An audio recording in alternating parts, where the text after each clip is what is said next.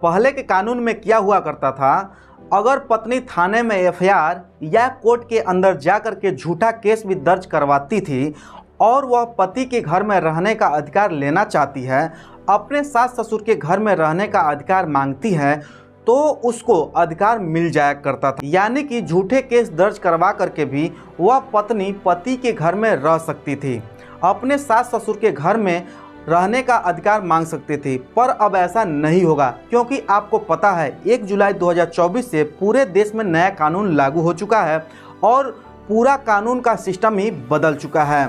अब अगर पत्नी ऐसा करती है तो उसको कोई भी अधिकार नहीं मिलने वाला है, यानी कि पति के घर में नहीं रह सकती है और न ही वो अपने सास ससुर के घर में रह सकती है। तो कौन सा बड़ा नुकसान हुआ है पत्नी को, पूरी जानकारी मैं इस वीडियो में आपको देने वाला हूँ। वीडियो बहुत ही महत्वपूर्ण है, आपके फायदे का है और आपको करना है ये वीडियो को बिल्कुल अंत तक देखना है, तभी आपको पूरी जानकारी समझ में आएगी। क्योंकि आपको अच्छे से पता है कभी भी आधे वीडियो से आपको जानकारी समझ में नहीं आएगी, इसलिए पूरी जानकारी लेने के लिए आपको वीडियो को बिल्कुल अंत तक देखना होगा। दोस्तों, मैं हूं कुमार प्रदीप, आप लोग का बहुत बहुत स्वागत है मेरे इस चैनल पे। दोस्तों, अगर चैनल पर नए हैं तो लाइक कमेंट शेयर जरूर करें और सब्सक्राइब करना न भूलें। तो चलिए दोस्तों, वीडियो को शुरू करते हैं। सबसे पहले मैं क्लियर कर देना चाहता हूं कि अगर पत्नी अपने पति के साथ में नहीं रह रही है, अपने सास ससुर के साथ में भी नहीं रह रही है और लड़ाई झगड़ा करके अलग रह रही है, अपने मायके जा चुकी है, वहाँ पर जा करके झूठा केस कर देती है जिसमें पति का नाम भी लिखवा देती है, अपनी सास ससुर के नाम भी लिखवाती है, और उसके बावजूद अगर वह पति के साथ रहने की डिमांड करती है, अपने सास ससुर के साथ में रहने की डिमांड करती है, अगर वह घर पति के माता पिता के नाम से है, तो पति के माता पिता उस बहू को अब अपने घर में आने नहीं दे सकते हैं। अपने बहू को घर के अंदर नहीं आने दे रहे हैं क्योंकि वह हमें और भी बुरी तरह से फंसा सकती है। पता नहीं उसको और भी कुछ प्लानिंग हो, तो इस वजह से हमें डर है कि यहाँ पर रहते हुए वह और भी ज़्यादा नुकसान कर सकती है, तो हमें अपने घर के अंदर उसे प्रवेश नहीं करने देना है।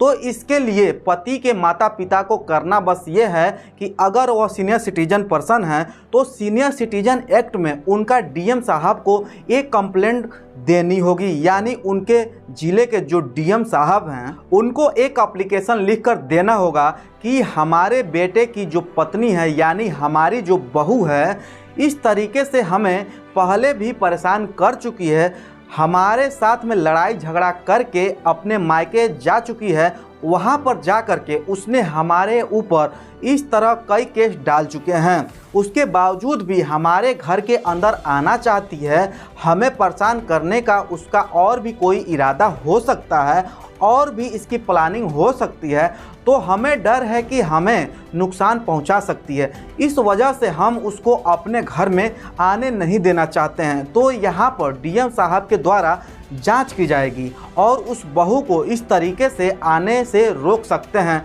तो यह भी एक उपाय है। दूसरा, यहाँ पर मैं क्लियर कर देना चाहता हूँ कि अगर वह घर पति के माता के नाम से है तो ऐसी सिचुएशन के अंदर पति के माता द्वारा एक और एक्शन लिया जा सकता है।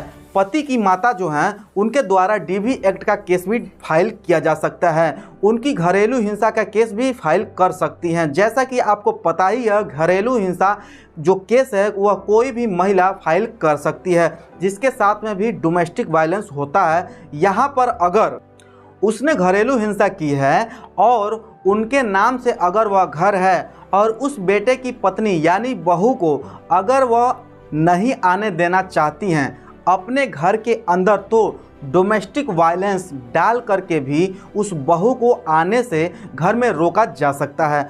और तीसरा उपाय यह है, अगर वह घर पति के पिता के नाम से है और ऐसी सिचुएशन में बहू को घर में आने से रोकना चाहते हैं, तो उनके द्वारा उस बहू को बेदखल भी किया जा सकता है, अपनी प्रॉपर्टी से पूरी तरह से निष्कासित भी किया जा सकता है। तो इस तरह से भी बहू को घर से बाहर किया जा सकता है। अगर वह घर पति के माता पिता के नाम से है, तब पति के माता पिता अपने बेटे की बहू उनकी पत्नी को आने से कैसे रोक सकते हैं, अब बात आती है। अगर वह घर पति के नाम से मिली है तो इसमें सबसे पहले तो पति को बताना होगा कि उसकी पत्नी ने उसके साथ झूठे मुकदमे डाल रखे हैं और बार बार धमकी दे रही है कि मैं सबकी ज़िंदगी बर्बाद कर दूंगी। इन बातों का अगर पति के पास सबूत है तो वहाँ पर सबूत दिखाएं। दूसरी यह भी दिखाएं कि जो वह पत्नी है, पति के साथ में रह रही है, उसके टाइम टाइम पर पत्नी ने धमकी दिया है। तो ऐसी परिस्थिति में है वह भी एविडेंस अगर पति के पास है तो उन एविडेंस को भी दिखाना होता है। कुल मिलाकर बात यह है कि उसको आने से रोक सकते हैं। तो यह पूरा फायदा अब 1 जुलाई 2024 से मिलने वाला है, क्योंकि अब कानून का सिस्टम ही बदल चुका है। इस तरीके से पति के साथ अब कुछ गड़बड़ नहीं होगा, माता पिता के साथ अब न्याय होगा। दोस्तों, यह जानकारी आप लोगों को कैसा लगा, आप लोग कमेंट बॉक्स में मुझे कमेंट करके जरूर बताइएगा। दोस्तों, अगर आपके मन में कोई डाउट हो, कोई कन्फ्यूजन हो तो मेरे दिए गए नंबर पे कॉल कर सकते हैं। आप लोग का बहुत बहुत धन्यवाद है वीडियो देखने, जानने, सुनने के लिए। हम लोग मिलते हैं एक नए वीडियो में एक नए टॉपिक के साथ। तब तक के लिए जय हिंद, वंदे मातरम।